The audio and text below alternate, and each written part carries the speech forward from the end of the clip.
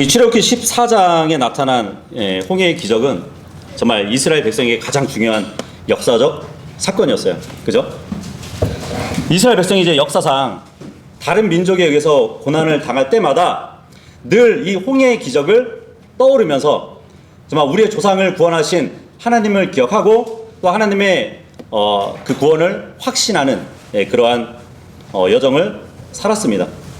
그래서 이렇게 홍해를 건너므로 인해서 마침내 하나님의 백성으로서의 역사를 살기 시작한 그 이스라엘 민족의 경험은 정말 우리 교회 성도들에게도 동일한 의미들을 갖게 해줍니다. 그러니까 이스라엘이 홍해를 건넜듯이 우리도 홍해를 건너야 돼요.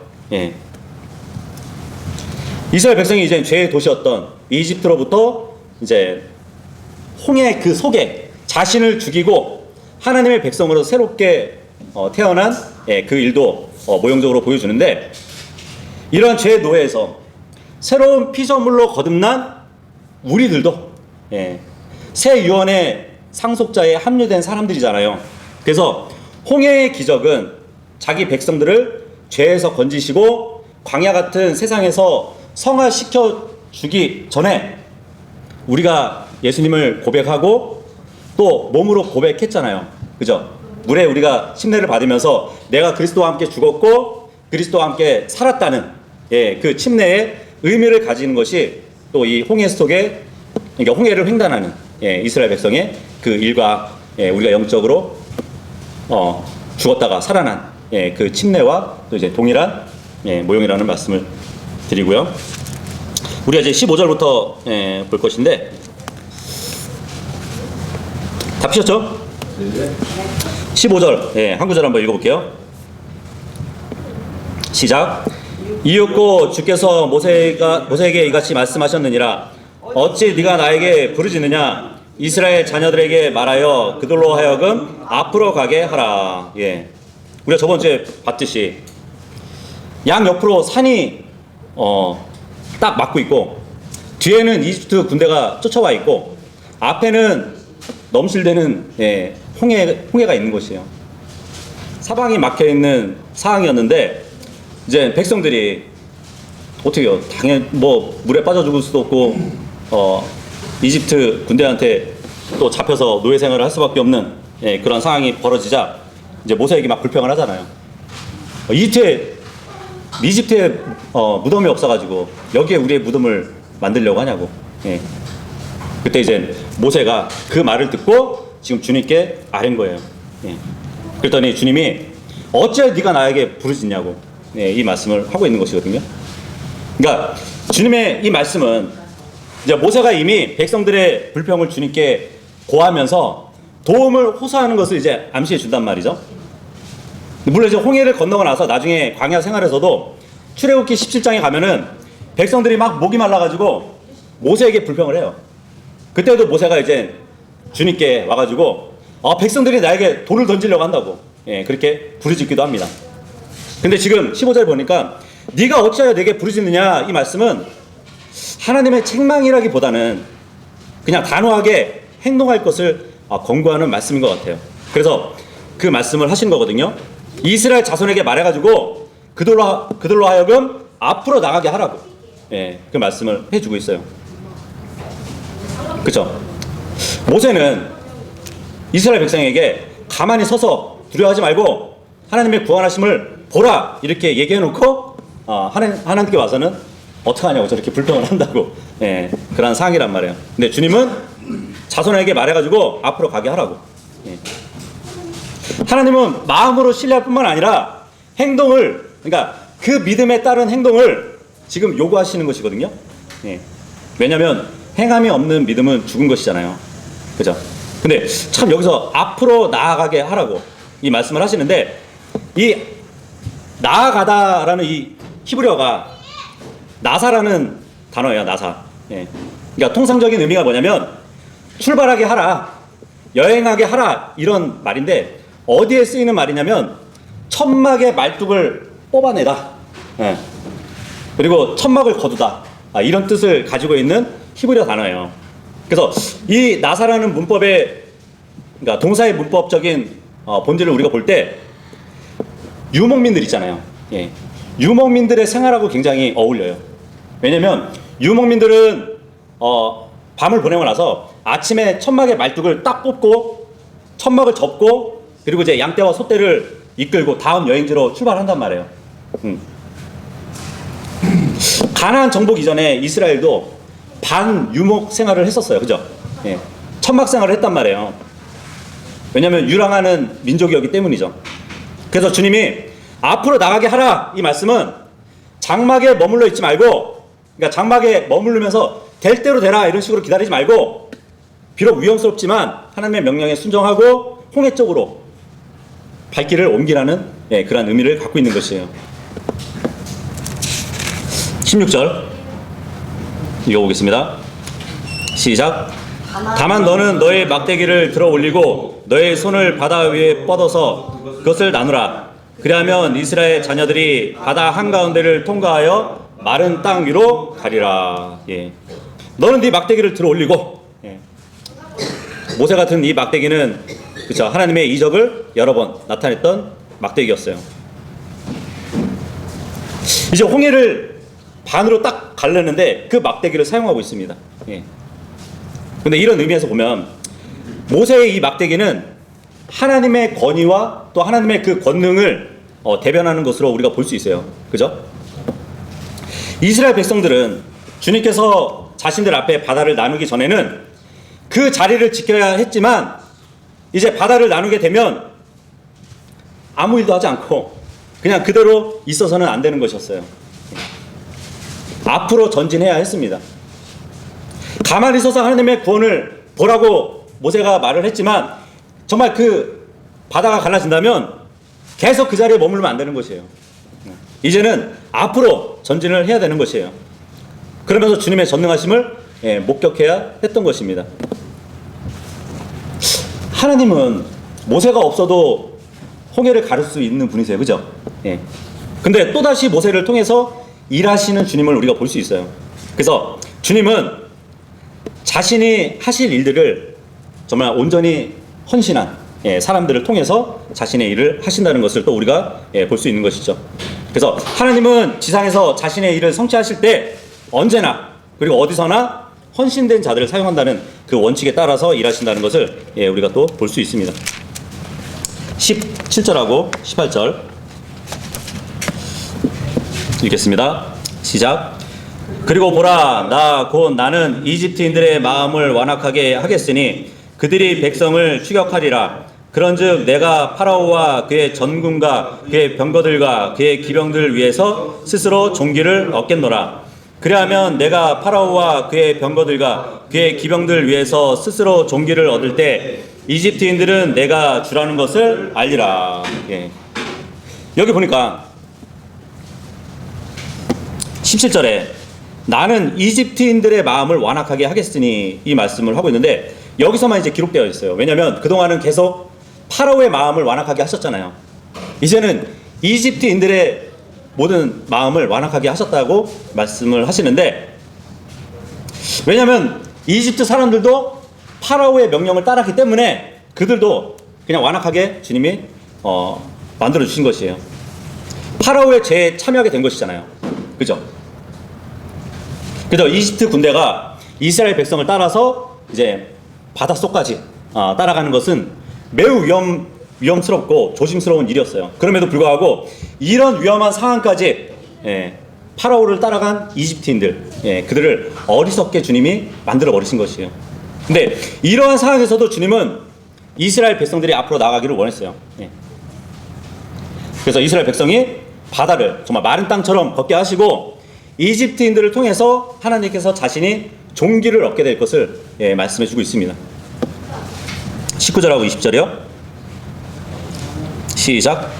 그런 다음에 이스라엘의 진영에 앞서 갔던 하나님의 천사가 이동하여 그들 뒤로 갔더라. 그리고 구름 기둥이 그들의 얼굴 앞을 떠나가서 그들의 뒤에 섰더라. 그러자 그것이 이집트인들의 진영과 이스라엘의 진영 사이에 이르렀더라. 그리고 그것이 그들에게는 하나의 구름과 어둠이 되었으나 그것이 이들에게는 밤의 빛을 주었더라. 그렇게 하여 밤새 한쪽이 다른 쪽 가까이에 오지 못하였더라. 예. 이스라엘 백성들 맨 앞에 구름 기둥이 인도를 했었어요. 그죠? 근데 하나님의 천사가 뒤로 옮겼대요. 이스라엘 백성의 맨 뒤쪽으로 옮겨놓고 이집트 군사와 나눠버리신 것이에요. 이스라엘 진영과 이집트 진영을 나누신 것이죠. 구별시켜 주신 것이에요. 근데 이집트 사람들은 하루 동안의 긴 행군을 했겠죠. 그죠? 드디어 이스라엘 백성 앞에 이르렀는데 이 구름 기둥이 쫓기는 자하고 쫓는 자 그 사이를 가로막고 멈추게 해버리신 것이에요. 근데 지금 보니까 그 진영 중간에 딱 서가지고 이스라엘 백성이 있는 데는 밝고 이집트인들이 있는 곳은 어둡게 하셨다고 말씀을 하고 있습니다. 보통 빛과 어둠, 그러면은 뭐가 떠오르시나요? 뭐 일단은 어둠 하면은 심판을 상징하잖아요, 그죠? 그리고 빛 하면은 또 구원을 상징하기도 하죠.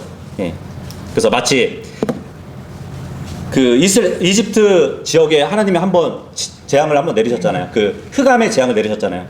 근데 이스라엘 백성이 거하는 고센 땅만 밝게 해주시고 나머지 이집트 지역은 어둡게 하셨던 그러한 기적을 또 한번 보여주시는 거거든요.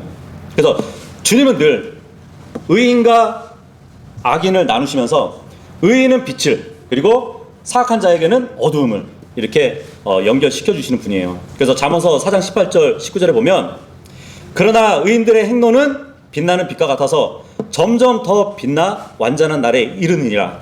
그리고 사악한 자들의 길은 어둠과 같으니라. 그들은 무엇에 걸려 넘어지든지 모르느니라. 이 말씀을 하고 있어요.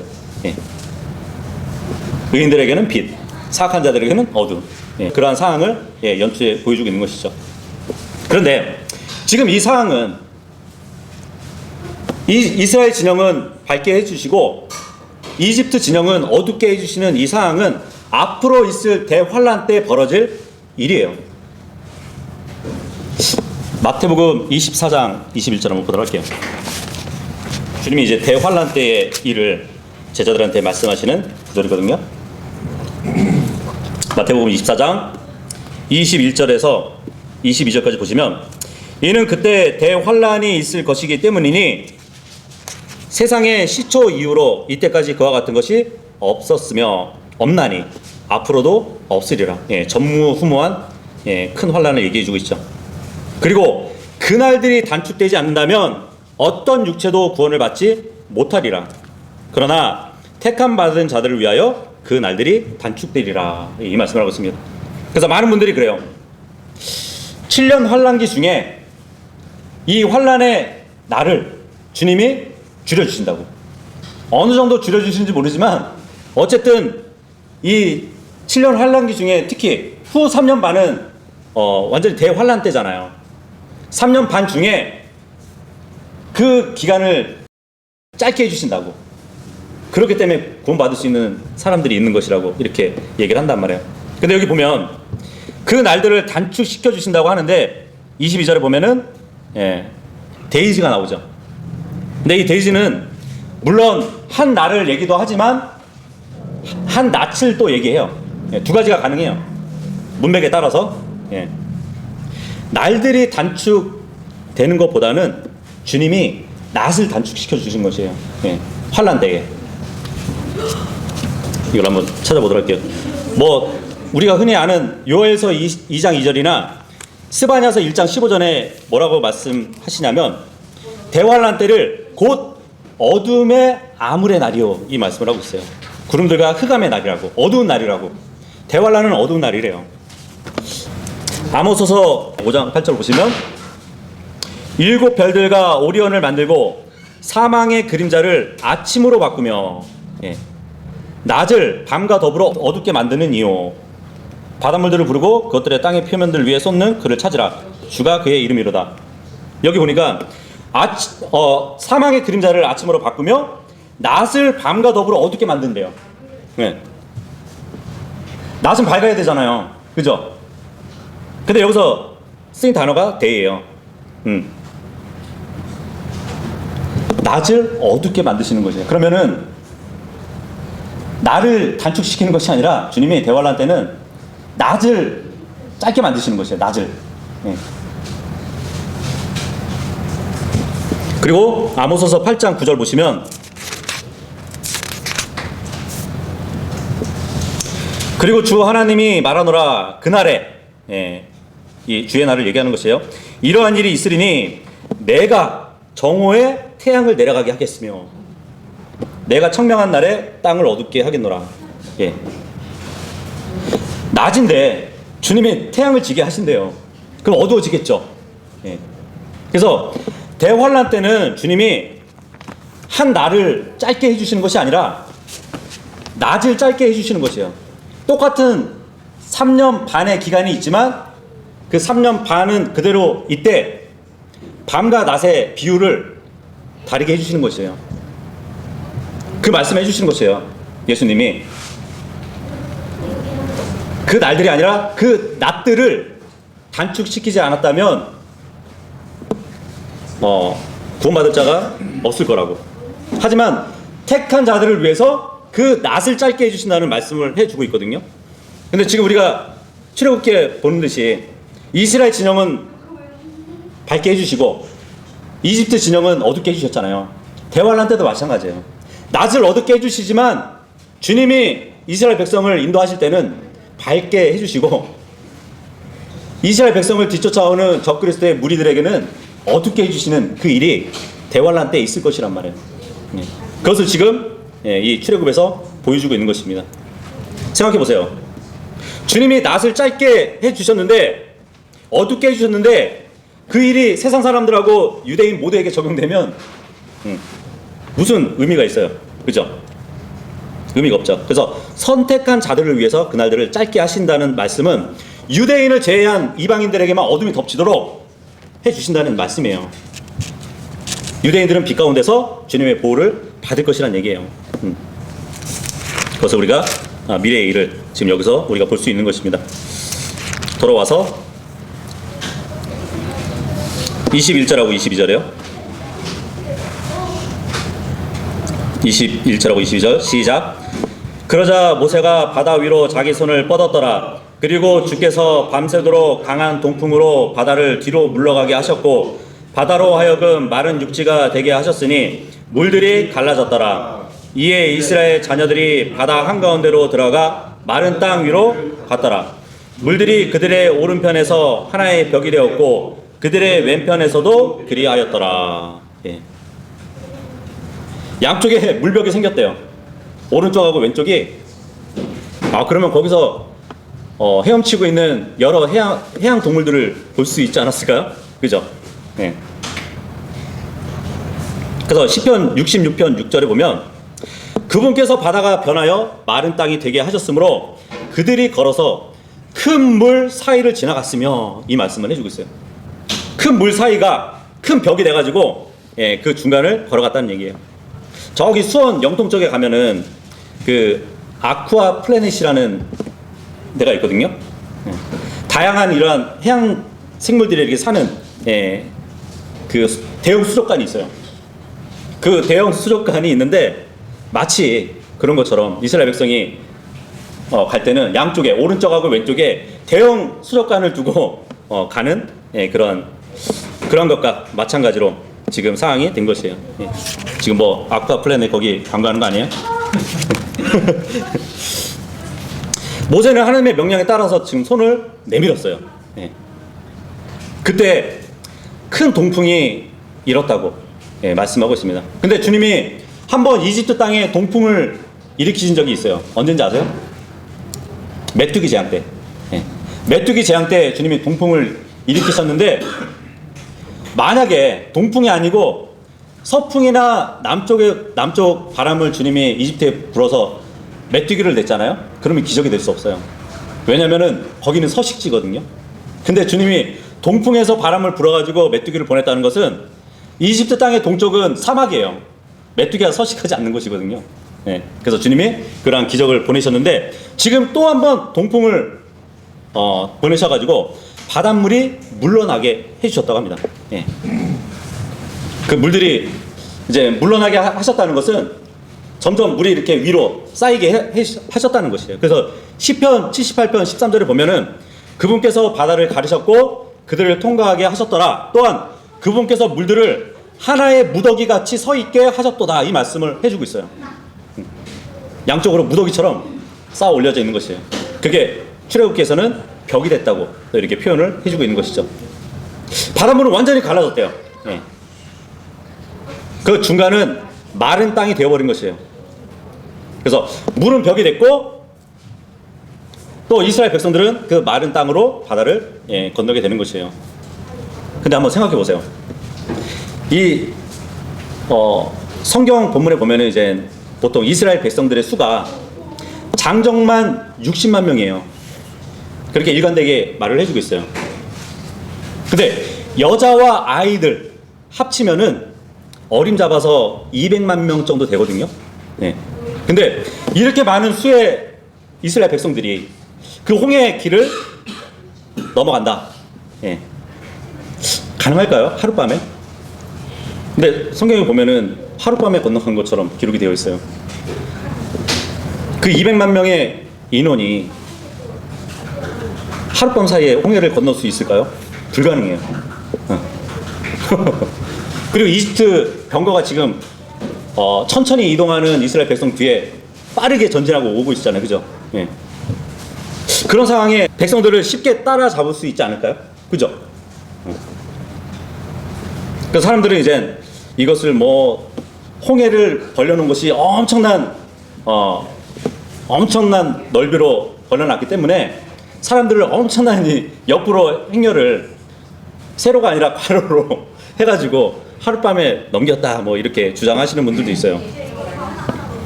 근데 이때 상황은 정말 이스라엘 백성들이 양과 소떼를 다 데리고 이집트에서 무작정 나왔단 말이에요. 질서가 없었을 것이에요. 그죠? 그래서 이집트의 군대의 위협을 받으면서 정말 눈앞에 닥쳤을 때는 더 무질서했을 것이란 말이에요. 예. 근데 일렬 종대로 행군을 갔다고 쳐도 이 홍해의 길이가 이제 한 16km 정도 보거든요. 그리고 넓이가 1.6km 정도, 이렇게 보고 있습니다. 그리고 수심이 200m 정도 이렇게 추정을 하고 있는데, 홍해가 1.6km면 백성들이 건너가는데 그게 넓지는 않은 것이에요. 그래서 만약에 이 백성들이 다 그것을 건너려면 며칠은 걸려야 돼요. 근데 지금 기록에 보면은 하룻밤 사이에 건넌 것처럼 기록이 되어 있단 말이에요. 이걸 어떻게 설명해야 될까요? 주님이 이 홍해를 가르신 기적만 있는 것이 아니에요. 바닷물만 가르는 기적만 하신 게 아니에요.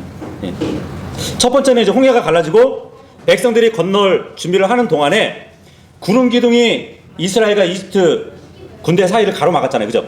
그러면서 접근하지 못하도록 일단 하셨어요. 그래서 이스라엘이 홍해를 건너는데 필요한 시간을 일단 확보를 해주셨습니다. 두 번째는 주님의 초자연적인 기적이 또 한 번 일어난 것이에요. 이스라엘 백성들을 순식간에 홍해를 건너게 하셨다고 우리는 볼 수 있어요. 그 성경에 보면 그러한 초자연적인 일이 가끔 기록되는데, 예를 들어 주님의 능력의 손이 엘리야에게 한번 임했을 때 어떠한 일이 있었냐면, 엘리야가 허리를 딱 동이고 달리기를 해요. 달리기를 하는데 아합 왕이 수레를 타고 가고 있는데 그 수레를 앞질러요. 그런 기록이 있어요. 열왕기상 18장에 가서 보면 뭐라 그러죠? 축지법이라고 그러네. 성경에 축지법이 나온다니까요. 그리고 주님의 영이 이디오피아 내시에게 침례를 줬던 빌립에게 임하셨을 때 아소도라는 그 지역까지 순식간에 이동한 거 아시죠?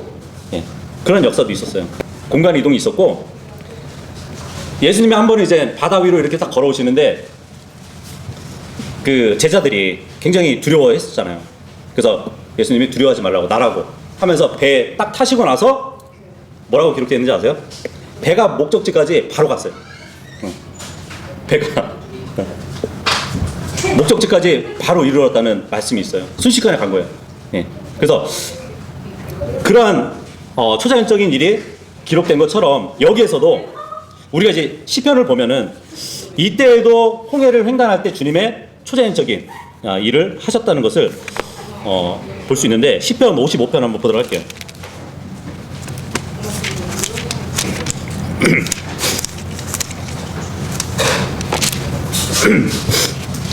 시편 55편 7절하고 8절 보시면, 물론 이 말씀은 이제 대환란 배경이긴 해요.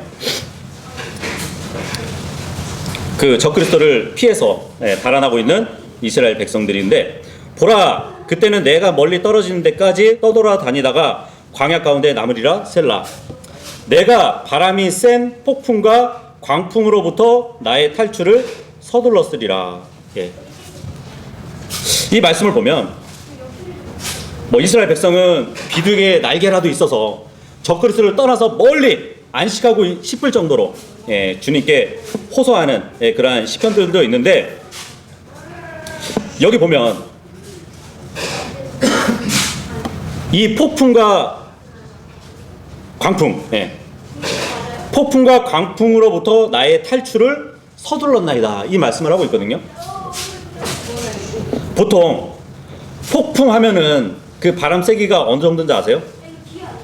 100km 이상이에요. 근데 그 폭풍을 뚫었다는 말씀을 해주고 있는 것이에요, 시편은. 근데 지금 출애굽기 다시 돌아와서 보시면, 지금 이 홍해를 가는 이 상황이 어떤 상황이냐면, 주님이 동풍을 부르셨잖아요, 그죠? 근데 동풍이 어느 정도로 세냐면 바닷물을 밀어낼 정도로 동풍이 굉장히 센 거예요, 지금 상황이. 자, 근데 놀라운 게 뭐냐면, 그 뒤에 부록 한번 보세요.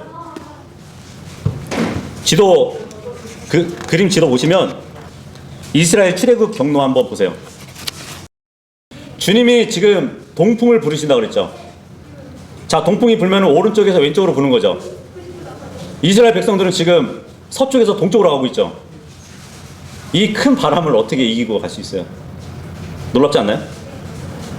차라리 서풍을 부시면은 밀어주기는 하잖아요. 근데 동풍에서 오면은 물을 밀어낼 정도의 큰 바람이 불고 있어요. 근데 이스라엘 백성은 그 바람을 뚫고 가야 되는 거예요, 그죠? 그러면 이 시편의 말씀이 지금 그 말씀을 해주고 있잖아요. 내가 바람이 센 폭풍과 광풍으로부터 나의 탈출을 서둘렀나이다. 대환란 때에도 주님이 폭풍을 뚫고 갈 수 있는 그런 기적을 베푸신다니까요. 근데 지금 이 홍해 횡단에서도 자기 앞에서 불어오고 있는 그 큰 폭풍을 주님이 넘어가게 해주신다는 얘기예요. 바람이 안 불어도 며칠을 건너야 될 상황인데 엄청나지 않나요? 그죠?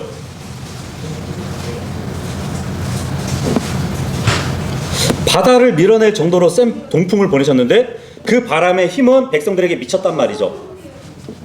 근데 그 폭풍을 뚫고 백성들은 순식간에 바다를 건너가게 하시는 초자연적인 기적을 또 베풀어 주신 것이에요. 그래서 이것은 말이 안 된다. 동풍에서 바람이 불어오면은 이스라엘 백성이 그 바람을 어떻게 뚫고 갔냐? 믿지 못하는 변개된 70인역은 큰 남풍으로 바꿔버렸어요. 변개시켜버렸어요. 근데 우리는 이 믿음까지 가져야 되는 것이에요, 그죠? 그냥 생각하면 말도 안 되잖아요. 자기 앞에 큰 폭풍이 불어오는데 그걸 뚫고 갔다는 것을 믿지 않기 때문에 큰 남풍으로 이렇게 변개시켜 버린 거예요. 변개된 성경에서는. 우린 참 대단한 믿음을 갖고 있는 겁니다. 그죠? 돌아와서 14장 23절하고 24절이요. 읽겠습니다. 시작. 그러자 이집트인들 곧 파라오의 모든 말들과 그의 병거들과 그의 기병들이 추격하여 그들을 따라 바다 한가운데로 들어갔더라. 이에 이러한 일이 있었으니 아침 경점에 주께서 불기둥과 구름기둥을 통하여 이집트인들의 군사를 바라보시고 이집트인들의 군사를 교란시키시며 그들의 병거 바퀴들을 빼내셨으니 그들이 그것들을 힘들게 몰도록 하셨더라. 그렇게 하여 이집트인들이 말하기를 이스라엘의 얼굴을 피하여 우리가 도망하자. 이는 주께서 그들을 위하여 이집트인들을 대적하여 싸우시기 때문이라 하였더라. 예. 이제 이집트 사람들이 새벽에 이스라엘 자손을 추격하면서 마른 바다 가운데로 들어오게 됐습니다. 여기 24절에 보면은 아침 경점이라고 되어 있잖아요. 이 아침 경점에 들어왔는데 구약 시대의 히브리 시간으로 보면은 새벽 2시부터 아침에 동이 틀 때까지의 시간을 얘기해 줘요. 아침 경점 할 때는. 근데 이게 또 신약에 오잖아요. 신약에 오면은 아침 경점이 새벽 3시부터 동 뜰 때까지로 이렇게 또 바뀝니다. 그러니까 정확한 시간으로는 약 5시 45분까지를 얘기해 주는 것이에요. 새벽 2시에서 5시 45분 그 사이를 아침 경점이라고 구약 시대의 히브리식 시간 계산법으로 이렇게 볼 수 있어요. 하나님은 불과 구름 기둥으로 이집트의 진군을 지연시키셨습니다. 그리고 그들을 지연시켰을 뿐만 아니라 당한 게 또 만드셨어요. 이 병거 바퀴들이 막 빠지고 달리기 어렵겠죠. 그래서 이집트 군대가 이제 금세 아수라장이 된 그 상황을 보게 됩니다. 여기 25절에 보면 그들의 병거 바퀴들을 빼내셨대요.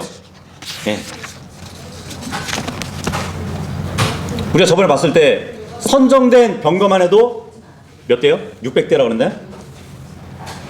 그 병거들의 바퀴를 주님이 빼버리신 것이에요. 기동력을 완전히 제거하신 거잖아요. 그죠? 그런데 개정 표준력, 그러니까 RSV, 그리고 70인력 성경에 보면은 그들의 병거를 움직이지 못하게 했다고 이렇게 변경을 해놨어요. 그래서 70인력은 이집트 알렉산드리아에서 만들어진 성경이에요. 변경된 성경이에요. 70인력은 이집트 알렉산드리아에서 만들어진 성서라서 주님의 힘으로도 바퀴가 빠지지 않을 정도로 이집트산 병거가 튼튼하다고 광고를 하는 듯하네요. 그죠? 25절에 보면 주님께서 이집트 사람들을 대적해서 싸운다고 합니다.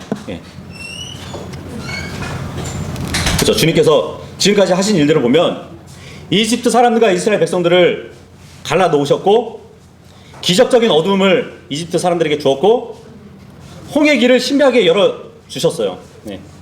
그리고 업수 같은 폭풍우가 있었고, 그리고 마지막으로는 이 힘든 진군을 지금 맛본 이집트 사람들은 히브리인들의 하나님이 적극적으로 자신의 백성들을 위해서 돕고 있다고 그것을 뒤늦게 깨닫게 된 것이에요. 더 이상 이스라엘 백성들을 추격해 보았지만 실패할 것이 너무 뻔한 것을 알고 이제 후퇴하기 시작을 하는 것이에요. 근데 우리가 18절에 보면 주님이 이 말씀을 하셨잖아요.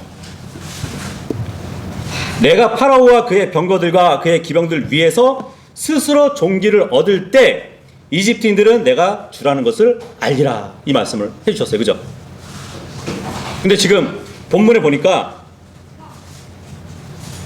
25절에 이는 주께서 그들을 위하여 이집트인들을 대적하여 싸우시기 때문이라. 이집트인들이 지금 여호와를 부르고 있어요. 여호와라는 것을 알게 된 것이에요. 그죠?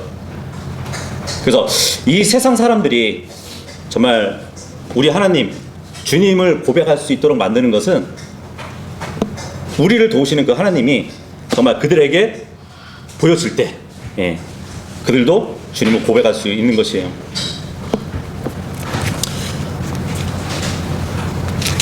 이스라엘 백성들은 믿음으로 홍해를 건넜어요. 근데 이집트인들은 그 믿음 없이 건넜죠. 그래서 히브리서 11장 29절에 보면 이 믿음장 보시면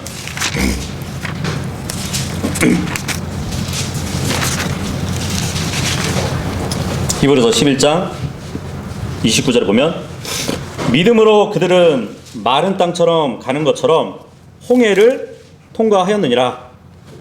그것을 해보려고 시도한 이집트인들은 물에 빠져 죽었느니라. 믿음이 있고 없고 차이죠. 그죠? 여기 보니까 믿음으로 그들은 마른 땅을 가는 것처럼 홍해를 통과했다고 합니다. 마른 땅을 가는 것처럼. 영어로 보면 이제 여기 as라는 말이 들어가잖아요. as. 그러니까 뭐뭐처럼, 뭐뭐 같이 이런 뜻을 갖고 있잖아요. 근데 이게 그것을 보고라는 뜻을 가진 고어란 말이에요. 그렇다면은 이 11장 29절의 말씀은 믿음으로 그들이 마른 땅을 보고 통과했느니라, 이 번역이 가까워요. 믿음으로 마른 땅을 보고 건넜대요. 근데 그들이 믿음으로 보고 건넌 땅은 정말 마른 땅이었잖아요. 그죠? 그래서 영어 이 as를 보면 비교에 있어서는 뭐뭐처럼 뭐뭐로서 이러한 뜻을 갖고 있는데 상태에 있어서는 뭐뭐대로라는 뜻이 있어요. 그래서 이스라엘 백성은 마른 땅 그대로를 통과했던 것이에요. 믿음으로 마른 땅을 보고 통과했는데 그 통과한 땅은 정말 말랐던 것이에요. 그래서 히브리서 11장 11절 말씀에 뭐라고 되어 있죠? 믿음은 소망하는 것들의 실체요, 보이지 않는 것들의 증명이라. 예. 어쨌든 이스라엘 백성들이 바다를 통과한 것은 하나님의 약속, 명령이었습니다. 또 그분에 대한 믿음이었어요. 그런데 이집트 사람들이 바닷속에 뛰어든 것은 하나님의 약속이나 그분에 대한 믿음이 없이 그야말로 무모한 행동이었습니다. 정말 과욕이었죠, 과욕. 이 무모한 행동은 정말 하나님의 능력을 시험하는 것이었어요. 예. 그래서 그 결과는 그들에게 파멸이 따랐던 것입니다. 26절에서 28절까지 읽겠습니다. 시작. 그러자 주께서 모세에게 말씀하시기를 너의 손을 바다 위로 뻗어서 물들이 이집트인들과 그들의 병거들과 그들의 기병들 위에 다시 오게 하라 하셨느니라. 그리하여 모세가 바다 위로 자신의 손을 앞으로 뻗었으니 아침이 모습을 드러냈을 때 바다가 그의 힘을 되찾았더라. 이에 이집트인들이 그것을 피하여 도망쳤고 주께서 이집트인들을 바다 한가운데서 뒤집어 엎으셨더라. 그러자 물들이 되돌아와서 병거들과 기병들과 그들을 쫓아 바닷속으로 들어온 파라오의 전군을 덮쳤더라. 그들 중 단 한 명도 남지 않았더라. 예. 이제 하나님께서 모세에게 손을 바다 위로 또 내밀어서 이집트인들을 위로 물이 흐르게 그렇게 명령하셨습니다. 하나님의 능력은 다시 모세의 손에서 지금 이루어지고 있는 것이에요. 그렇죠? 모세의 순종을 요구하는 것이잖아요. 왜냐하면 하나님의 능력은 반드시 인간의 순종을 통해서 나타나기 때문이에요. 그랬더니 27절에 보니까 바다가 그의 힘을 되찾았다고 그래요. 바다가 그의 힘을 되찾았다고. 이사야서 51장 15절에 보면 주님이 가리시던 그 홍해는 파도가 울부짖는 바다라고 기록이 되어 있어요. 그래서 모세가 손을 내밀자 물은 다시 파도가 이는 바다로 회복되었다는 말씀을 해주고 있는 것이에요. 그렇게 됐더니 이집트인들은 기병이고 병거고 군대고 하나 없이 물에 잠기고 말았습니다. 그래서 하나님은 이 큰 일을 통해서 이스라엘을 구원하시고 이집트인들을 심판하신 것이에요. 그 역사가 요세푸스는 이제 그런 말을 하더라고요. 동풍이 이제 모세가 손을 들었을 때 동풍이 드디어 멈추고 그 반대편 서풍이 불었을 것이라고. 그래서 그 바람이 해류의 도움을 받아가지고 이집트인들을 익사시킨 다음에 그 바람으로 인해 가지고 동쪽 해안으로 그 시체들을 밀어냈을 거라고. 그렇게 되면 이스라엘 백성이 홍해를 건너고 나서 이집트인들이 입고 있는 그런 갑옷 그런 것들을 전리품으로 얻었을 거라고 그렇게 추측하기도 합니다. 물론 뭐 서풍이 안 불더라도 그냥 동풍만 멈춰도 그 이집트 군대는 그냥 다 수장되는 것이죠. 28절에 보면 이 엄청난 이 바다가 파라오의 전군을 덮쳤대요. 전군을 덮쳐가지고 단 한 명도 남지 않았다고 합니다. 모조리 다 수장시켜버린 것이에요. 근데 변경된 성경들 보면은 파라오의 모든 군대, 올더 호스트에서 올을 삭제했어요. 올. 그러니까 파라오의 모든 군대 했을 때 모든을 삭제해 버린 것이에요. 여기는 전군 이렇게 나오죠. 예. 그래서 그러한 말을 하거든요. 파라오의 전체 군대가 아니라 서쪽 해안에 남아있는 보병들이 있었다. 그렇기 때문에 이스라엘 백성을 직접적으로 쫓았던 병거 부대는 다 수장됐고 서쪽 해안에 남아있는 보병들은 살았을 것이다. 예, 그렇게 또 주장을 합니다. 근데 병거 부대만 바다에 들어갔고 보병들은 뒤에서 남았다는 것, 그 상상 자체가 우리가 지지할 수 없는 것이죠. 이스라엘 자손들 중에는 한 사람도 죽지 않았어요. 그죠? 근데 이집트 사람들은 빠짐없이 모두 죽었다고 지금 기록되어 있습니다.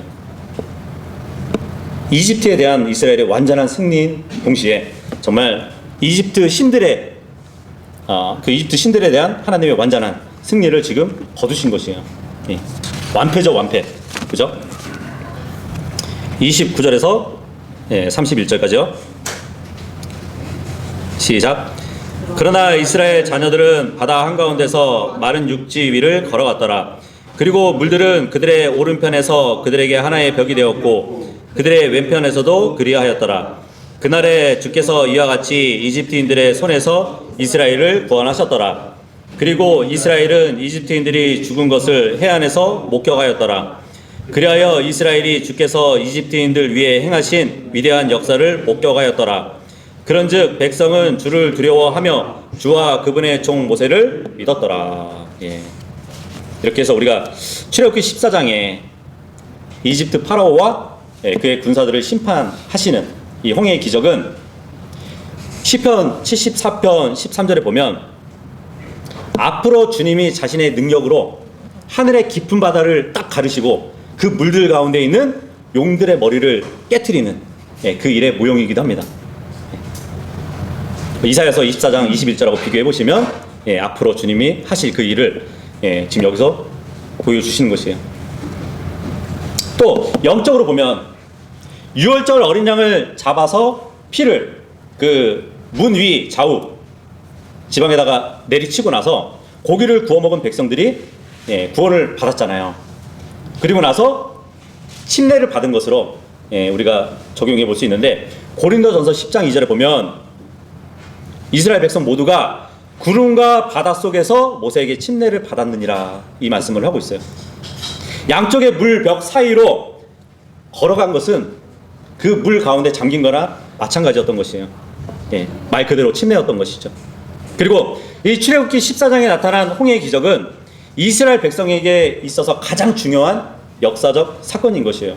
그래서 이 이스라엘 백성이 앞으로 이제 주님을 섬기는 데 있어서 다른 민족에게 고난을 당할 때마다 홍해의 기적을 일으키셔가지고 자신의 조상들을 구원시키신 그 하나님을 떠오르면서 기억하면서 하나님의 구원을 확신하면서 견뎠습니다.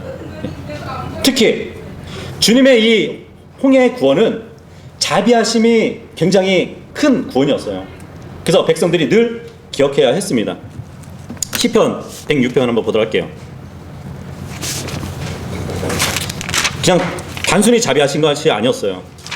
시편 106편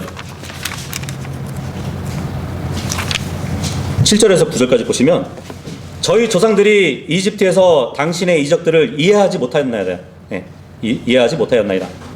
그들은 당신의 자비들의 허다함을 기억하지 아니하였나이다. 오히려 바다에서 곧 홍해에서 그분을 격분시켰나이다. 주님이 격분하셨대요. 그럼에도 불구하고 주님이 격분하시면은 무진장 무서우신 분으로 변하셔야 되는데 그럼에도 불구하고 그분께서 자신의 이름을 위하여 그들을 구원하셨나니 친히 자신의 막강한 권능을 알리려 하심이로다. 마음 같아서는 정말 주님이 격분하셨을 때 심판도 하셔도 되는데 그럼에도 불구하고 그들을 건너게 해주셨다는 것이에요. 그게 바로 주님의 자비하심이에요. 그죠? 우리도 마찬가지죠. 우리도 죄인이었을 때는 주님이 다 심판하실 수 있는 자들이었잖아요. 그럼에도 불구하고 자신의 아들을 보내셔서 십자가에서 돌아가시게 하시고 우리의 죄들을 제거해 주셨죠.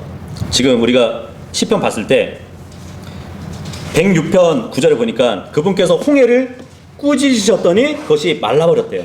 그죠? 모세는 딱 손을 들고 있는데 주님은 바다를 꾸짖으셔가지고 벌려놓으신 것이에요. 예.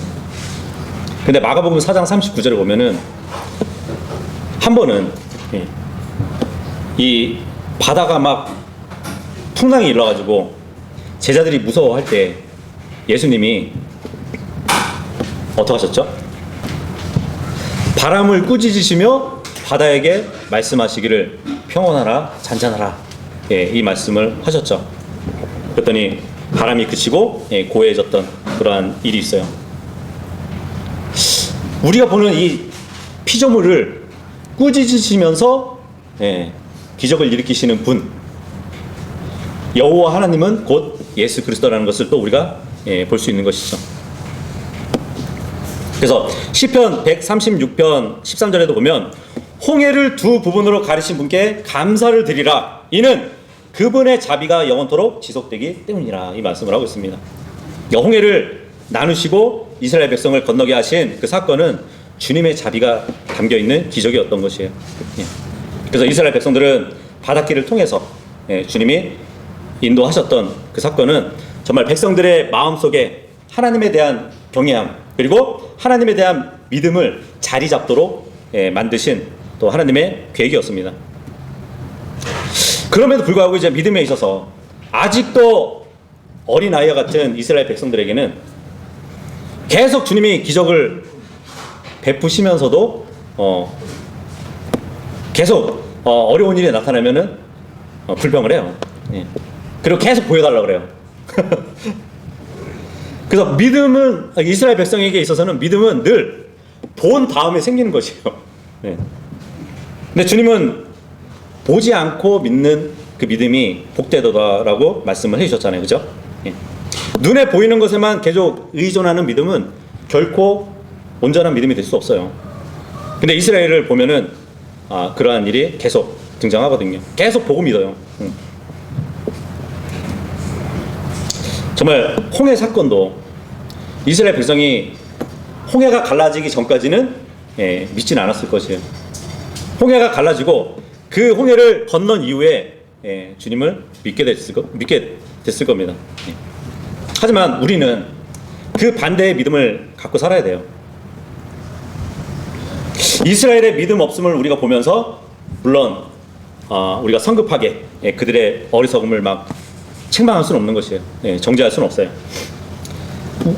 우리가 주님의 뜻과 길을 눈으로만 확인해야 신뢰한다면 우리도 이스라엘 백성과 같이 믿음의 수준에서 그러니까 그들의 믿음의 수준에서 넘지 못하는 것이거든요. 그래서 우리는 정말 우리 앞에 펼쳐지는 그 일들이 지금의 과정이라고 할지라도 우리는 믿음을 갖고 늘 주님을 바라봐야 되는 것이에요. 나중에 이런 어려운 일들이 해결되고 나서 주님을 믿는 것이 아니라 지금 이 자리에서 믿고 있으셔야 되는 것이에요. 그래서 고린도후서 5장 7절에 보면은 우리는 믿음으로 살아가고 보는 것으로 살아가지 않는다는 말씀을 해주고 있습니다. 네, walk by faith예요. 걷는다는 거잖아요. 걷는다는 거. 그래서 전에는 우리가 믿음으로 걷는다는 요 번역을 이제 우리가 봤었잖아요. 근데 우리가 믿음으로 살아가고 이 워크가 걷는 것도 되지만 살아가는 거래요. 왜냐하면 우리의 믿음의 삶은 곧 믿음의 여정이거든요. 그래서 우리가 보지 않고도 주님을 믿고 또 주님의 그 자비하심을 늘 깨닫고 살아갈 수 있도록 사는 모두가 될 수 있기를 바라겠습니다.